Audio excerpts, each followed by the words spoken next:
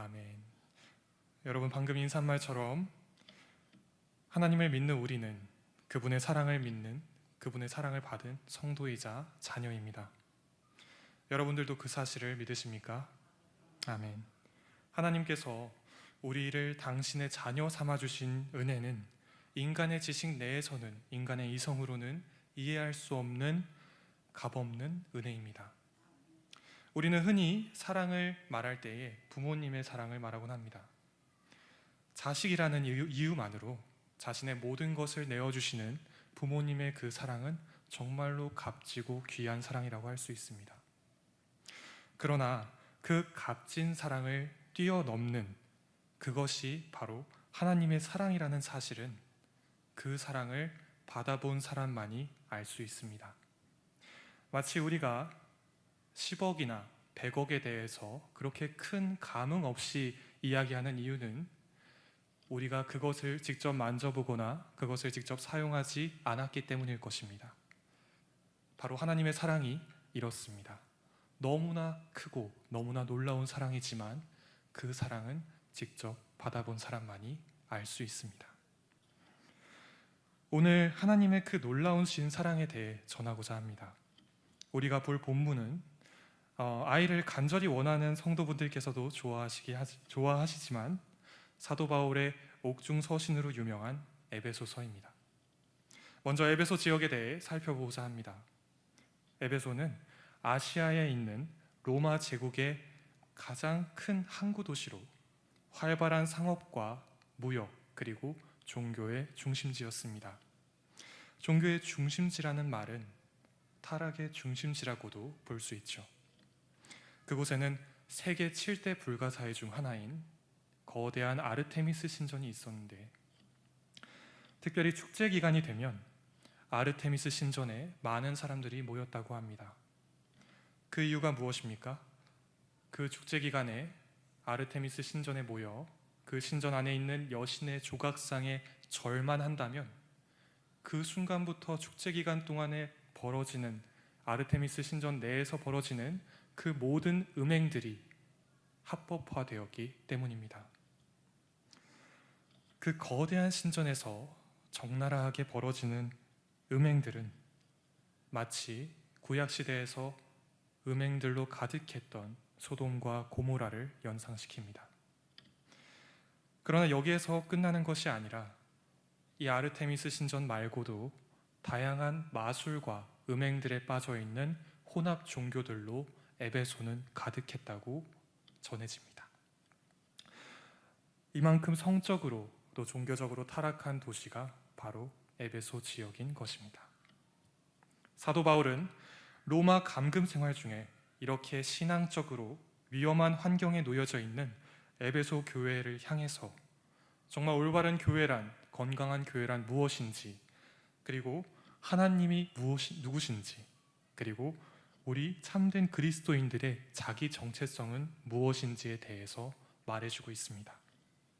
특별히 우리가 오늘 살펴보고자 하는 에베소서 2장에서는 그리스도를 통한 구원을 말하고 있습니다. 여러분은 처음으로 하나님과 인격적인 만남을 한 때를 기억하십니까? 저는 그때가 아직도 잊혀지지 않습니다. 저는 하나님에 대해서 일찍 접할 수 있는 기회가 있었고 그 은혜가 있었고 어린 시절부터 성경 이야기들을 참 많이 들어오면서 신앙생활을 조금 일찍 접하게 되었고 따라갈 수밖에 없는 상황이었습니다. 왜냐하면 저는 목사님 아들이었거든요. 그런데 그거 아십니까? 이런 지속되는 생활 가운데, 이렇게 계속해서 이어지는 신앙생활 가운데 제 마음 속에서 무언가가 점점 이상해져 가고 있었습니다. 당시에 저는 느끼지 못했지만 제 마음이 뭔가 점점 이상한 방향으로 흘러가고 있었습니다. 혹시 여러분 부당거래라는 영화를 아십니까? 그 영화에서 이런 대사가 있습니다. 호의가 계속되면 권리인 줄 알아요. 사람은 자신에게 이로운 것 무엇이든지 좋은 것이 처음에는 그것에 대해서 감사할 수 있고 그것에 대해서 너무나 좋아할 수 있지만 그 좋은 것이 점점 지속된다면 어느 순간 그것이 당연한 것인 마냥 이해하게 되고 어느 시점에 가서는 나태해지게 됩니다. 제가 바로 그런 마음 상태를 가지고 있었던 것이죠. 이전까지 즐겁게 들어왔던 성경 말씀은 어느 순간 결말이 뻔한 스토리로 전락하게 되었고, 목사님의 설교는 저의 영혼을 깨우는 하나님의 말씀이 아니라 그 어떠한 음악보다 감미로운 자장가가 되어 제 눈꺼풀을 덮기 시작했습니다. 그 예배 시간에 듣는 그 말씀이 얼마나 영적으로 귀한 양식이었는지 제가 깨닫지 못하고 무뎌진 것이죠.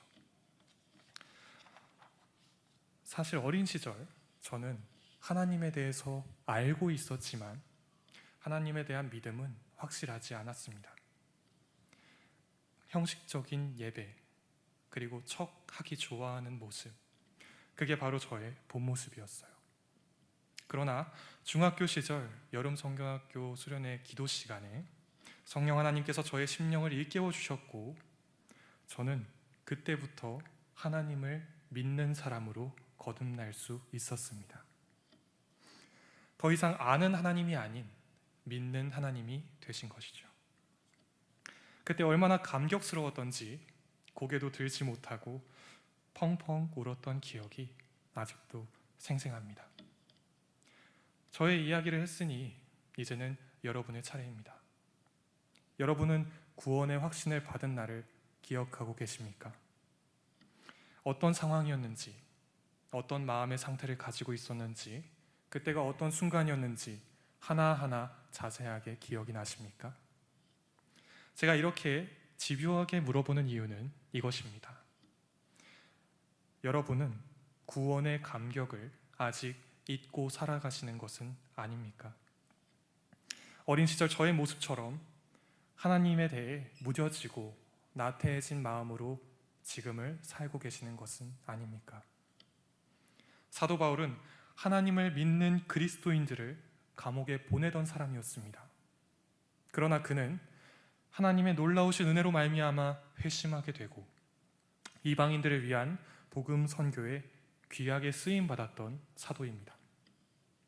누구보다 하나님의 놀라우신 은혜에 대해 잘 알고 있는 그가 오늘 본문에서 교회 성도들에게 구원에 대해 말하고 있습니다. 그가 구원에 대해서 무엇이라고 말하고 있습니까? 우리 다 같이 에베소서 2장 8절 말씀, 에베소서 2장 8절 말씀 다 같이 읽겠습니다. 시작. 너희는 그 은혜에 의하여 믿음으로 말미암아 구원을 받았으니 이것은 너희에게서 난 것이 아니요 하나님의 선물이라. 아멘. 그가 말하는 구원은 위대하신 하나님의 선물입니다. 여러분 한번 생각해 보았으면 좋겠습니다.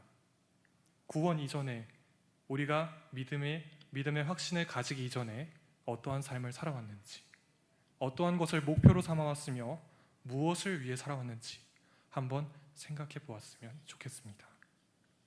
저 어린 시절 소설책 읽는 걸 참 좋아했습니다. 당시 중학생이었는데 C.S. 루이스의 나니아 연극이라는 소설책이 너무 재밌을 것 같아서 그거에 대한 겉표지만 보고 내용은 읽지 않은 상태에서 그걸 어떻게 하면 읽을 수 있을까 고민하던 중 마침 제 생일이 얼마 남지 않았다는 복된 소식을 알게 되었습니다. 저는 부모님께 그 나니아 연대기 책에 대한 사진을 컴퓨터로 보여드리면서 이렇게 말했어요. 엄마, 아빠, 저 생일 선물로 이 책 사주세요. 부모님께서는 흔쾌히 그 책을 사주셨고 저는 너무나 즐겁게 나니아 연대기를 읽었던 기억이 있습니다. 그런데 지금 뒤돌아보면 저의 그 요구가, 저의 그 부탁이 얼마나 어린 생각으로 한 것이었는지, 얼마나 뻔뻔하고 얼마나 자기중심적인 부탁이었는지 알 것 같습니다. 만약 부모님께서 저의 선물을 미리 준비하고 계셨었다면 제가 했던 이 말이 어떻게 들렸을까요? 아마 저의 말이 부모님의 마음을 조금 아프게 했을지도 모릅니다. 여러분, 우리가 받은 구원은 앞서 제가 말했듯이 당당하게 요구할 수 없는 것입니다. 8절에서 사도 바울은 이렇게 말합니다. 이것은 너희에게서 난 것이 아니요. 바울은 너희는 구원을 받을 만한 자격이 충분히 된다 라고 말하지 않습니다. 믿음으로 말미암은 구원은 우리가 한 일이 아니라 온전히 하나님께서 주신 선물인 것입니다. 저는 이 부분에서 바울의 선물이라는 표현이 너무 좋았습니다. 남녀노소 할 거 없이 모두가 좋아하는 단어 중에 하나, 바로 선물 아니겠습니까? 그러나 우리가 받은 것은 어떠한 선물보다도 더욱 고귀하고 값을 매길 수 없는 것입니다. 죽음 이후에도 누릴 수 있는 영원한 생명, 그것이 구원이기 때문입니다. 이것은 하나님의 은혜 없이 받을 수 없습니다. 이 귀한 선물을 우리가 하나님께 바라거나 요구한 적이 없음에도 하나님께서는 당신의 사랑을 우리에게 기꺼이 내어주십니다. 우리가 그 사랑을 모른다고 해도 그분의 사랑은 변함이 없고 하나님으로부터 받은 사랑의 선물이자 우리가 감히 당연하다는 듯이 요구할 수 없는 선물, 그것이 바로 구원인 것입니다. 우리는 하나님으로부터 구원을 선물 받은 성도입니다.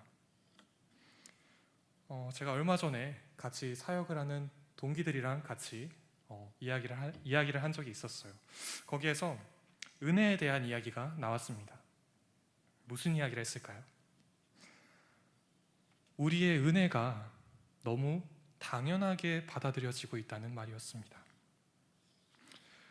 하나님의 은혜로 구원받은 기쁨이 우리 안에 있다는 것을 깨닫고 감사하는 마음을 가지는 것보다 하나님의 은혜를 너무나 당연하게 자연스럽게 받고 어깨에 힘만 들어가는 것이 지금 한국 교회의 상태가 아닌가라는 말을 조심스럽게 나누었습니다. 물론 은혜를 기억하고 감사하는 마음으로 더욱 겸손한 마음으로 섬겨주시는 귀한 분들이 많으신 줄 알고 있습니다. 그러나 저의 모습을 돌아보니 그 말이 단순히 일부만을 향한 말은 아닌 것 같다는 생각을 했습니다. 저도 사람이기 때문에 넘어질 때도 있고 은혜에 대해 무뎌질 때도 있습니다. 무서운 것은 그 무뎌진 것에 대해서 계속해서 생각하지 않고 그 마음을 무시한 채 다른 일에 신경을 쓰다 보면 어느 순간 그 은혜에 무뎌졌다는 사실조차 잊어버린다는 것입니다. 이 얼마나 끔찍한 일입니까? 은혜에 무뎌진 성도가 어떻게 삶의 예배자로 살 수 있겠으며 어떻게 하나님의 은혜를 간구할 수 있겠습니까? 익숙해진다는 것은 나쁜 의미로 무감각해진다는 것을 말합니다. 우리는 무뎌진 은혜에 대해서 너무나 잘 알고 있습니다. 저는 특별히 코로나 사태가 우리의 신앙이 얼마나 나약하고 무너질 수 있는지 적나라하게 보여주었다고 생각합니다. 예배당에서 드리는 예배보다 온라인으로 드리는 예배가 점점 많아질수록 우리의 예배의 소중함은 한없이 가벼워지고 그만큼 예배의 준비가, 예배를 준비한 우리의 마음이 소홀해지는 것은 아닙니까? 실제로 많은 분들께서 이렇게 고백하십니다. 이전보다 예배를 준비하는 마음이, 예배를 사모하는 갈급함이 많이 줄어들었다고 고백하십니다. 여러분, 절대로 우리의 구원이 당연하다는 듯이 생각하지 마십시오. 그 구원에 대한 생각이 무뎌지지 않을 수 있도록 날마다 기도와 감사로 하나님께 영광을 올리십시오. 찬송가에서도 나오지 않습니까? 하늘을 두루마리 삼고 바다를 먹물 삼아도 한없는 하나님의 사랑 다 기록할 수 없겠네. 그렇습니다. 하나님의 사랑은 너무나도 크고 너무나도 넓기에 우리가 감히 표현하거나 기록할 수 없는 사랑입니다. 그 사랑을 기억하십시오. 그 은혜를 기억하십시오. 우리가 하나님의 참된 성도가 되어야 하는 이유는 하나님으로부터 구원을 선물 받았기 때문입니다. 제가 초등학생 시절, 어린 시절 이야기를 좀 많이 하는데요. 제가 초등학생 시절 친구 한 명을 전도하려고 마음먹은 적이 있었습니다. 물론 그때는 제가 앞서 말씀드렸듯이 하나님에 대한 믿음이 확고하지는 않은 상태였어요. 저는요, 당시에 하나님을 믿지 않는 사람들에 대해서 어떻게 생각했냐 하면 그저 하나님에 대해서 들을 수 있는, 하나님이 어떤 분이신지 알 수 있는 기회가 없었을 뿐이지, 막상 하나님에 대해서 듣고 난다면 하나님을 무조건 믿을 수밖에 없을 거라는 그러한 순수함이 있었던 아이였습니다. 그래서 저는 제 친한 친구도 당연히 그럴 것이라고 믿고 그 친구를 무작정 교회로 데리고 와서 예배를 드리고 교회에 등록을 시켰습니다. 그런데 그렇게 등록을 한 이후에 친구의 표정이 약간 좀 알쏭달쏭한 거예요. 그래서 제가 친구한테 왜 그러냐고 물어봤습니다. 아마 유초등부 선생님들께서는 제가 어떤 이야기 하는지 아실 겁니다. 친구가 저에게 이렇게 말하는 거예요. 야 주하나, 너 따라와서 교회 와서 하나님이 누구신지도 알고 어떤 일을 하시는지 조금은 알 것 같은데 나는 하나님이 안 믿어진다. 친구는 그 말을 하고 교회를 나갔습니다. 저는 당시에 너무나 큰 충격에 빠졌죠. 나중에 돼서야 한 영혼을 전도하는 일에는 끊임없는 기도, 그리고 무엇보다 성령 하나님께서 그 영혼의 마음 가운데 믿음을 불어넣어 주실 때 전도가 가능하다는 사실을 깨닫게 되었습니다. 여러분, 구원은, 영혼의 거듭남은 결코 우리에게 달린 것이 아닙니다. 전능하신 하나님께서 믿음을 주셨을 때에 가능한 것이 구원이기 때문에 우리에게 받은 그 선물이 더 귀하고 감사한 것으로 다가온다는 사실을 잊지 마십시오. 우리가 하나님의 참된 성도가 되어야 하는 이유, 첫 번째는 우리가 하나님으로부터 구원을 선물로 받았기 때문이었습니다. 그렇다면 두 번째 이유는 무엇일까요? 우리 다 같이 에베소서 2장 9절 말씀, 에베소서 2장 9절 말씀 다 같이 읽겠습니다. 시작. 행위에서 난 것이 아니니 이는 누구든지 자랑하지 못하게 함이라. 아멘. 그렇습니다. 우리가 하나님의 참된 성도가 되어야 하는 두 번째 이유는 선물 받은 구원이 하나님으로부터 감히 자랑할 수 없는 은혜이기 때문입니다. 사도 바울은 우리가 받은 선물인 구원이 절대 우리의 행위에서 나온 것이 아님을 강조하면서 이로 인해 누구나 자랑하지 못하게 한다고 말합니다. 그가 말하려고 하는 것은 무엇입니까? 바로 우리가 받은 구원은 우리가 어떠한 자격이 되어서 마땅히 주장하여 받을 것이 아니라는 것입니다. 어린이 찬송가 중에 돈으로도 못 가요라는 찬양 알고 계실 겁니다. 그 찬송의 후렴구에서 결국 마지막에 하나님 나라로 갈 수 있는 방법이 무엇이라고 말하고 있습니까? 믿음으로 가는 나라, 하나님 나라. 네, 바로 믿음입니다. 우리들은 믿음 없이 하나님 나라로 갈 수 없습니다. 그러나 만일 여기에서 믿음이 아니라 우리의 믿음에 초점을 맞추게 된다면 우리의 목표는 하나님이 주시는 그 은혜의 믿음이 아니라 우리 자신이 가지는 믿음으로 맞춰질 위험성이 있습니다. 그러니 우리의 믿음을 생각하지 마시고 하나님이 주시는 믿음을 생각하십시오. 탈무드에서는 이런 이야기가 있습니다. 두 부부가 있었습니다. 이 부부는 귀하고 사랑스러운 자식 하나와 함께, 자녀 한 명과 함께 오손도손 잘 살고 있었어요. 그런데 어느 날 저녁에 늦은 시간 아내가 남편을 찾아와서 이렇게 말합니다. 여보, 이전에 어떤 분이 나한테 정말 귀하고 값비싼 보석을 잠깐 맡기고 간다고 나에게 주셨는데 어느 날 갑자기 들어오시더니 나에게 그 보석을 돌려달라고 하시네요. 내가 어떻게 해야 될까요? 그러자 남편은 이렇게 말합니다. 여보, 당연히 그 귀하고 소중한 보석은 그 원래 주인에게로 주는 게 맞는 것 같아요. 그럼 우리 그렇게 돌려줍시다. 그러자 아내가 조용하게 말합니다. 방금 전에 하나님께서 우리에게 주신 너무나 귀하고 소중한 보석을 가져가셨어요. 그리고 두 부부는 장례식을 치릅니다. 여러분, 이 이야기를 듣고 무엇을 생각하셨습니까? 어떤 분은 생명의 소중함을 생각하셨을 수도 있고, 어떤 분은 소중한 것을 가져가시는 하나님을 생각하셨을 수도 있습니다. 저는 여기에서 귀한 보석인 아이에게, 자녀에게 집중하고 싶습니다.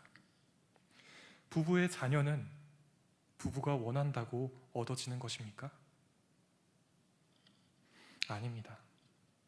생명을 주관하시는 하나님께서 허락하실 때에 비로소 아이를 임신할 수 있고 귀중한 자녀를 낳을 수 있습니다.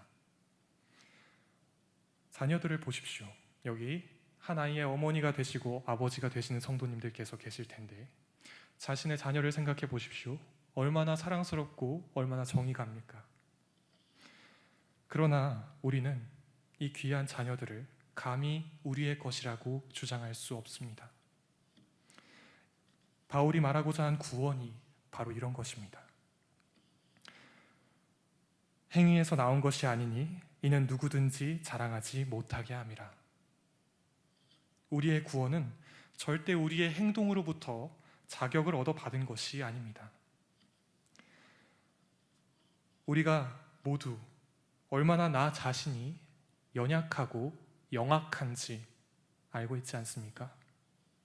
부패할 대로 부패해서 영원한 죽음만을 앞두고 있었던 우리의 지난 모습을 간과한 채 단순히 구원에 대해서 당연한 듯이 받아들이는 마음가짐을 가진다면 그것은 우리의 자랑으로 끝나지 않고 주변 사람들에 대한 경멸과 멸시로 이어지게 될 것입니다. 대표적인 사람들이 누구였습니까? 신약 성경에서 바리새인들이 그랬습니다. 그들은 누구보다 성경에 대해서 잘 알고 있고 성경에 대해서 열심히 연구하였으며 경건한 신앙생활의 본이 될 정도로 인정받은 사람들이었습니다. 그런데 그들 가운데 교만함이 들어갔을 때 그들은 모든 것을 자기중심적으로 생각하게 되고 하나님의 아들이신 예수님조차 자신의 잣대로 판단하는 회칠한 무덤이 되어 부패하게 됩니다.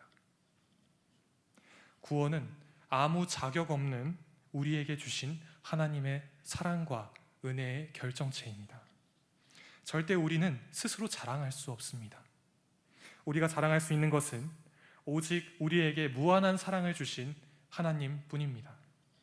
오직 하나님 안에서 자랑하고 감사하며 찬양하는 저와 여러분이 되시기를 바랍니다. 지금까지 우리가 하나님의 참된 성도가 되어야 하는 이유 두 가지를 살펴보았습니다. 첫 번째 이유는 우리가 하나님으로부터 구원을 선물 받았기 때문이었고, 두 번째 이유는 우리가 받은 그 구원이 우리가 감히 자랑할 수 없는 은혜이기 때문이었습니다. 지금까지 우리가 하나님께 받은 것에 대해 살펴보았다면 마지막 세 번째 이유는 우리를 향한 하나님의 계획에 대한 것입니다. 다 같이 에베소서 2장 10절 말씀 다 같이 읽겠습니다. 시작. 우리는 그가 만드신 바라 그리스도 예수 안에서 선한 일을 위하여 지으심을 받은 자니 이 일은 하나님이 전에 예비하사 우리로 그 가운데서 행하게 하려 하심이라. 아멘. 우리가 하나님의 참된 성도가 되어야 하는 그 마지막 이유, 그것은 하나님께서 우리를 선한 일을 행하는 피조물로 예비하셨기 때문입니다. 하나님께서 우리를 구원하신 이유가 무엇입니까? 우리가 잘 먹고 잘 살면서 스스로의 육적인 욕망을 충족시키기 위해서 하나님께서 우리를 구원하셨습니까? 아닙니다. 하나님께서 우리를 값없이 구원해 주신 이유는 바로 우리가 구원을 받고 거듭나서 그리스도 예수 안에서 선한 일을 하게 하시기 위함입니다. 이전까지 자신의 필요와 자신의 욕망만을 쫓아왔지만 전능하신 하나님의 은혜를 입은 우리는 진정한 삶의 주인이 하나님이심을 깨닫고 그분의 피조물이자 성도 그리고 예배자로서 삶 가운데 선한 일을 해야 합니다. 여기에서 선한 일이란 도덕적이고 윤리적인 선행만을 한정짓지 않습니다. 값없이 받은 사랑이기에 값없이 나눠야 하는 사랑을 가지는 성도, 그리스도의 향기를 품고 세상의 빛과 소금의 역할을 맡는 성도의 모습이 바로 선한 일이라는 것입니다. 많은 사람들이 선한 것에 대해 말할 때에 윤리적으로, 도덕적으로 이러한 것들에 초점을 맞추기 쉽습니다. 그러나 우리는 이것들이 결코 선이라고 말하지 않습니다. 아무리 좋은 말을 하고 아무리 좋은 일을 하여도 사과나무에서 포도가 열릴 수 없고 포도나무에서 사과가 열릴 수 없듯이 죄성으로 가득한 우리에게 선한 행동은 아무리 노력해도 선할 수 없는 것입니다. 그렇다면 선의 기준이 무엇입니까? 바로 진리이자 선 그 자체이신 하나님이십니다. 여기에서 바울이 말하는 선한 행동은 하나님을 높이는 행동이며 하나님의 뜻대로 살아가는 삶을 말하는 것입니다. 그러니 여러분, 이 시간 서로 이렇게 축복하기 원합니다. 당신을 통해 하나님께서 영광 받으시기 바랍니다. 아멘. 참된 성도의 모습이 바로 이것입니다. 구원받은 은혜에 감사하며 하나님을 빛내는 삶의 예배자로 거듭나는 것이 바울이 우리에게 말하고자 하는 성도의 모습인 것입니다. 혹시 내가 하나님의 성도로서 그 하나님의 영광을 빛내지 못하고 있습니까? 낙심하지 마십시오. 자책하지 마십시오. 포기하지 마십시오. 하나님께서는 우리를 향한 변함없는 사랑으로 우리의 삶을 예비하셨고 그 어떠한 상황 속에서도 우리가 은혜에 감사하며 참된 예배자가 될 것을 기다리십니다. 믿음과 행위는 우리가 구원받은 조건이 아닙니다. 믿음은 하나님께서 심어주시는 귀한 마음이며 선한 일은 하나님을 주인으로 모시고 동행하는 삶을 말합니다. 웨스트민스터 소요리 문답의 첫 번째, 인간의 제일 되는 목적이 무엇이라고 하였습니까? 하나님을 영화롭게 하고 그분을 영원토록 즐거워하는 것. 우리는 가끔 이 사실을 간과하는 것이 아닌가 생각해 봅니다. 은혜의 감사가 사그라들고 형식과 척하는 것만 늘어간다면 그것이야말로 하나님의 마음에 큰 아픔을 드리는 일 아니겠습니까? 하나의 어머니나 아버지이시거나 누군가를 가르치시는 자리에서 섬기시는 성도님들이라면 가르침의 기쁨을 이해하실 것입니다. 온갖 사랑과 가르침을 줄 때에 정말 그 사랑과 가르침을 스펀지처럼 빨아들이고 그것에 대해 너무나 감사하는 마음으로 그러한 자세로 있는 아이를 볼 때, 그런 자녀를 볼 때 기분이 나쁘십니까? 아니죠. 오히려 애정이 가고 무엇인가 더 챙겨주고 싶은 마음이 저절로 들 것입니다. 그러나 이것을 당연하게 여기고 대수롭지 않게 넘겨버리며 대충 하는 모습을 볼 때에 어떠한 마음이 드십니까? 너무나도 안타깝고 마음이 어려우실 것입니다. 여러분, 하나님의 마음을 한번 생각해 보셨으면 좋겠습니다. 그러나 놀랍게도 하나님께서는 그분의 무한한 사랑으로 우리를 감싸십니다. 이 얼마나 놀라운 사랑입니까? 그 사랑을 받은 소중한 영혼이 바로 우리들입니다. 그 은혜를 받은 영혼이 우리들입니다. 하나님을 믿고 그분을 주인으로 모시면서 거듭난 우리의 영혼이 어떻게 그분의 말씀을 거역하겠습니까? 당장이라도 하나님께 영광을 돌리고 싶어서 안달이 나지 않겠습니까? 우리는 그렇게 지음받은 피조물입니다. 하나님의 참된 성도가 되어 그분의 말씀을 삶 가운데 실천하는 저와 여러분이 되시기를 바랍니다. 말씀을 정리하겠습니다. 에베소서 2장에서 사도 바울은 우리에게 하나님께서 주신 구원의 선물을 말하고 있습니다. 우리가 하나님의 참된 성도가 되어야 하는 이유, 그것은 하나님으로부터 구원을 선물 받았기 때문이고, 그 구원이 우리에게 값없는 은혜로 돌아오기 때문이며, 마지막으로 하나님께서 우리를 선한 일을 행하는 피조물로 예비하셨기 때문입니다. 여러분, 이 시간 우리의 마음을 다시 재정리했으면 좋겠습니다. 은혜 아니면 이 세상을 어떻게 살아가겠습니까?